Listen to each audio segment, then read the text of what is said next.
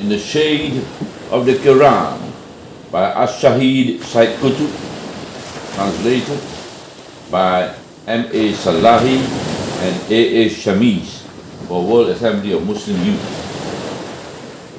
Surah 112, Surah Al Ikhlas, Purity of Faith.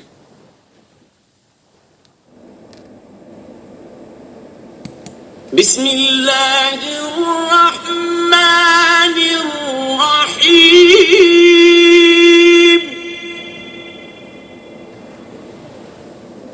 قل هو الله أحد الله الصمد لم يلد ولم يولد ولم يكن له كفوا أحد. Bismillah ar-Rahman ar-Rahim. In the name of Allah, the Beneficent, the Merciful. Say, is Allah, the One and only God, the Eternal, the Absolute. He begot none, nor was he begotten, and there is none comparable to him. This short surah is equivalent to 1/3 of the Qur'an. Al-Bukhari, the leading traditionist, was told about someone who had heard a man reciting, "Say, he is Allah," repeatedly, and had gone to the Prophet the following morning and told him disapprovingly about what he has heard.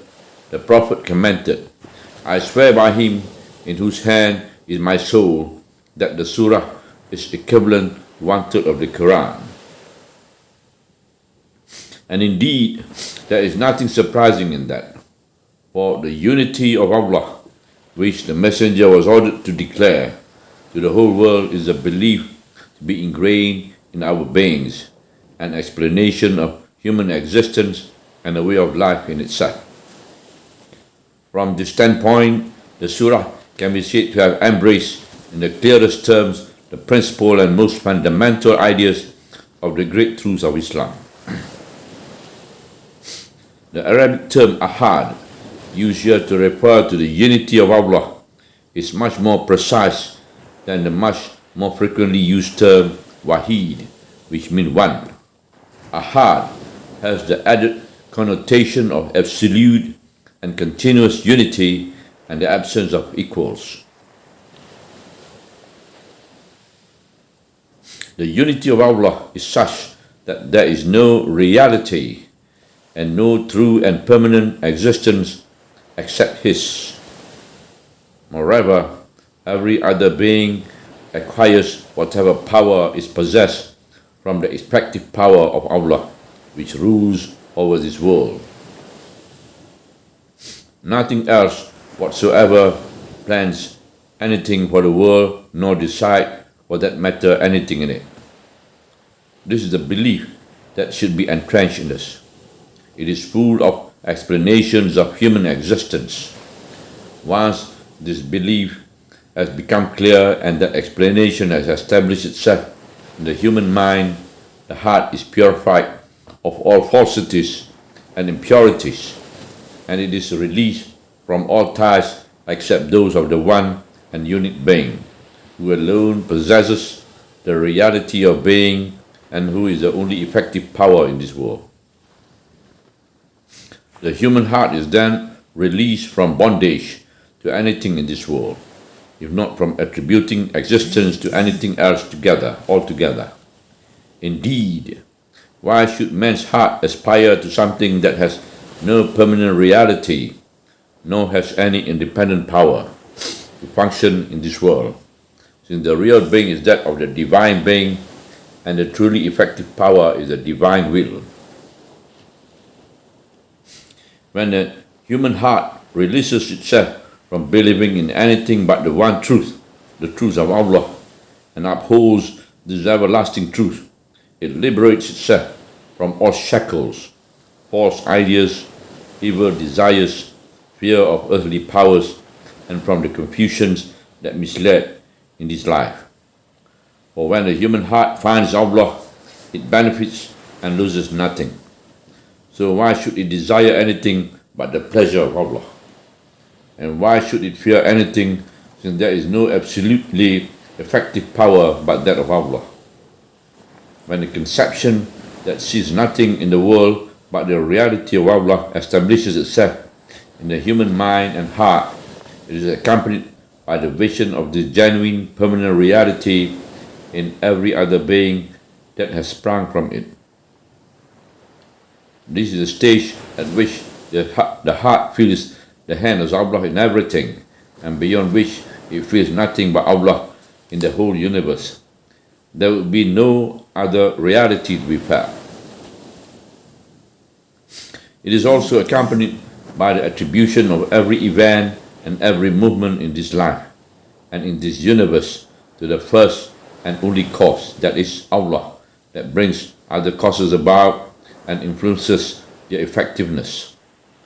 The Qur'an takes great care to establish this truth in the Muslim concept of faith. It has always put aside apparent causes and associated events directly with the will of Allah. It says, when you throw a handful of dust, it was not your act but Allah's. There is no triumph except that given by Allah. You have no will except as Allah wills. By disregarding all apparent causes and connecting matters directly with the will of Allah, a feeling of relief gently penetrates the human heart so that it knows the only Savior from whom it can ask whatever it wishes, and by whom it is rescued from all its fears. It becomes unimpressed by the apparent influences, reasons, and causes that bear no reality or true existence in themselves. These are the steps of the way some mystic tried to climb, but they deviated too far from it.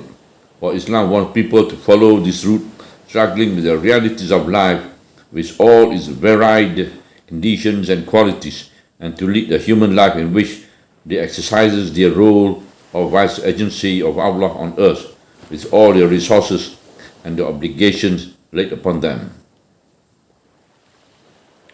From this concept of the unity of Allah stems a perfect path of life, based on the explanation of human existence and whatever outlooks, feelings, and traits it stimulates. Such a path is based on the worship of Allah alone, who is the only real and permanent being, and whose will is the only effective power in the world. It is a path that makes its followers turn towards Allah alone and seek refuge in Him in times of need and fear, happiness and discomfort, luxury and hardship. For what is the use of turning towards a non-existent or a powerless being? This path has its benefactor, Allah alone. From Him we receive our belief, outlook, values, criteria, legislation, institution, systems, ethics, and tradition. Such qualities must be obtained from the one and permanent being and the one truth. It is a path for performing activities, doing work, making sacrifices, absolutely and only for Allah, and for wishing to be nearer the truth. This path also strengthens the links of love, brotherhood, mutual sympathy, and responsiveness between all beings and individual hearts. Or when we speak of the liberation from complete submission to this feeling, we by no means suggest that people should despise or hate them or escape from practicing them. They all arise from the creative hands of Allah, and they all owe their existence to Him. They are a gift to us from the Beloved, and therefore they deserve our love. It is a sublime and lofty path, by whose standard this earth is so small, life is so short. Its enjoyment and luxuries are worthless, and the breaking away from the various hindrances and falsification is a supreme wish and a great aim for humanity. But in Islam, however, this release does not mean seclusion and neglect, nor does it mean contempt for or escape from life, but it simply means a continuous and sincere endeavor and an everlasting struggle to lead humanity to the submission of everything in human life to Allah alone.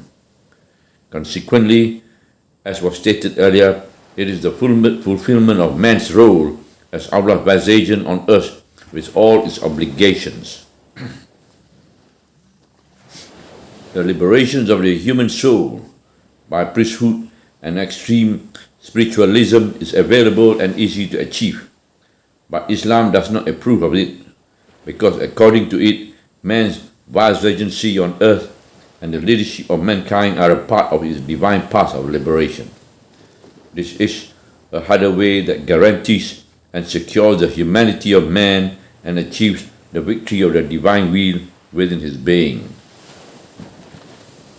This is the real liberation, the flight of the human soul onto its divine source and the achievement of his sublime truthfulness within the scopes his wise Creator has chosen for it.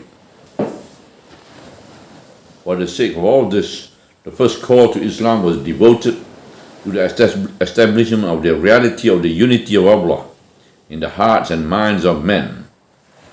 For in this form, it is a belief by the human soul, heart and mind, a full explanation of human existence, a way of life, not merely a spoken word or an innate belief.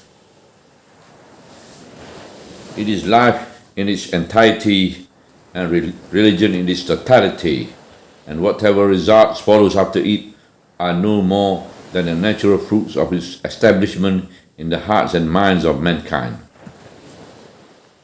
All the deviation that afflicted the followers of earlier divine religions and which corrupted their belief, ideas and life arose in the first place from the deterioration of the concept of the absolute unity of God in their mind.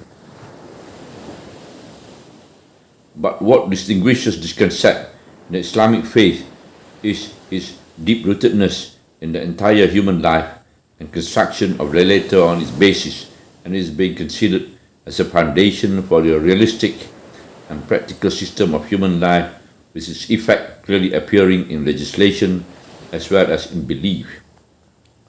It is Allah, the one and only God, means that He is the eternal and the absolute, and that He begots none, nor was He begotten, and that there is none comparable to Him.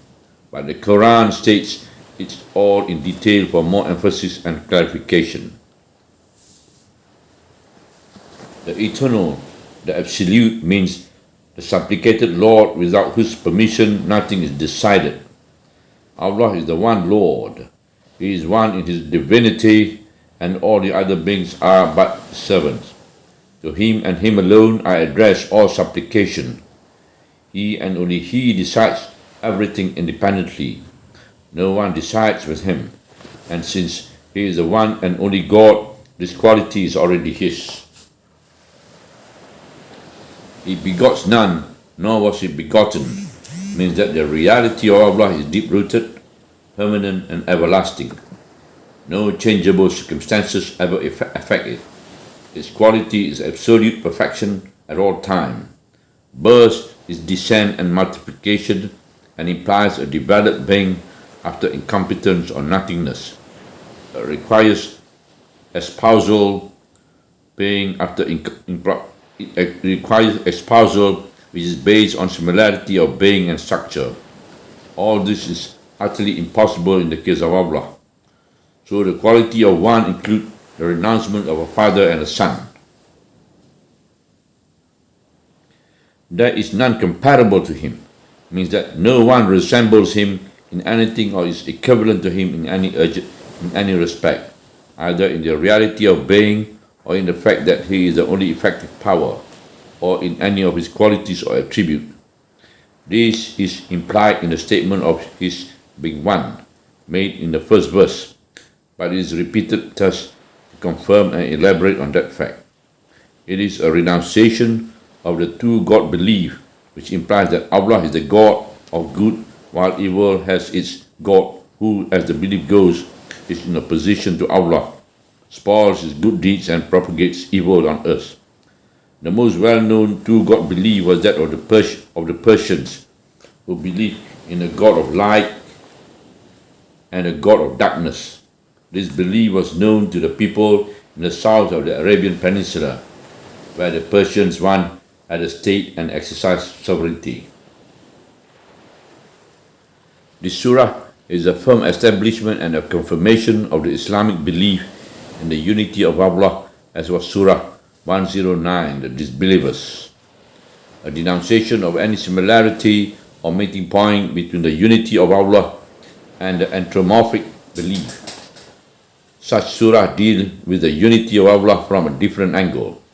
The Prophet used to start off his day reciting these two surah in his morning prayer, Fajr. This surely was significant.